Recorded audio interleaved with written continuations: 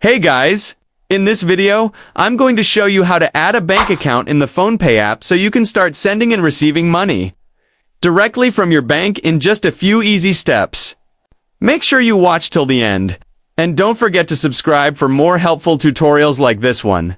First, open the PhonePe app on your smartphone. If you haven't downloaded it yet, go to the Google Play Store or Apple App Store, search for PhonePe, and install it.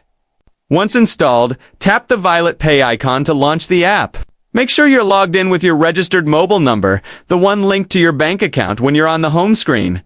Look at the top left corner and tap on your account symbol. It usually shows your profile picture or initials. This will open your account settings.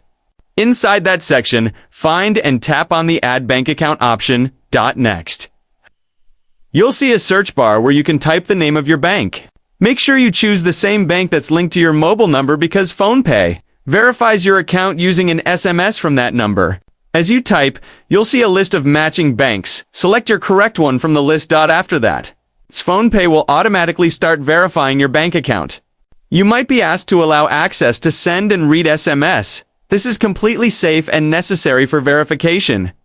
Within a few seconds, PhonePe will fetch your account details automatically and link your bank account to your profile. Once the verification is successful, you'll see a confirmation message that your bank account has been added. You're now ready to send and receive money instantly through UPI on PhonePe.